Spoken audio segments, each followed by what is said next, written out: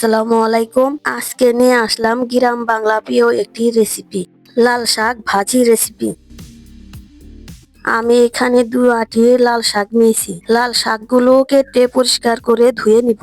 লাল শাকগুলো কেটে পরিষ্কার করে ধুয়ে নিলাম। এখন আমি লাল শাকগুলো সিদ্ধ করে নিব। চুলায় একটি কড়াই গরম করে লাল শাকগুলো দিয়ে দিচ্ছি।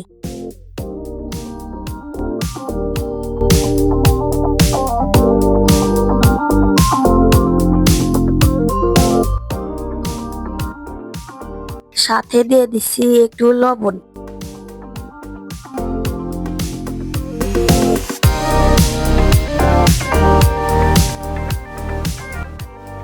এখন লাল শাকগুলো ঢেকে সিদ্ধ করে নিব। ঢাকনাটা দিয়ে দিলাম। ফিরে আসি শাক সিদ্ধ হওয়ার পর। লাল শাক মোটামুটি সিদ্ধ করা হয়ে গেছে। এই পর্যায়ে দিয়ে দিচ্ছি 4টি পেঁয়াজ, 7-8টি কাঁচামরিচ কুচি। শাকের সাথে পেঁয়াজ কাঁচামরিচ গুলো ভালো করে নেড়েচেড়ে মিশিয়ে নিব এবং সিদ্ধ করে নিব।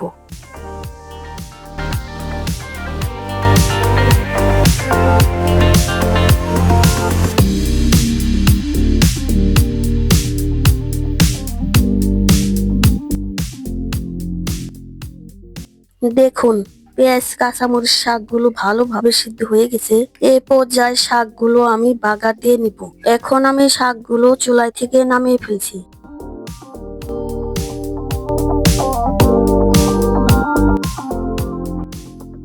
একটি কড়াইতে দিয়ে দিচ্ছি পর্যাপ্ত পরিমাণে রান্নার তেল।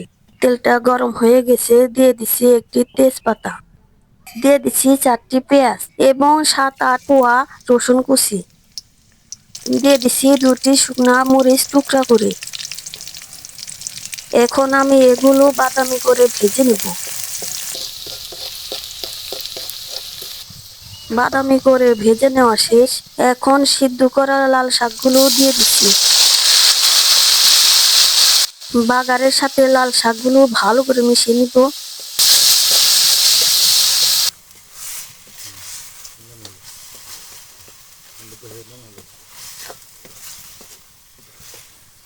দেখুন, হয়ে গেল লাল শাক ভাজি। এই শাকগুলো ভাত বা রুটির সাথে খেতে খুবই ভালো লাগে। সহজ সহজ রান্না দেখতে জান্নাত কিচেন এই চ্যানেলটির সাথেই থাকুন। সকলকে ধন্যবাদ। আল্লাহ হাফেজ।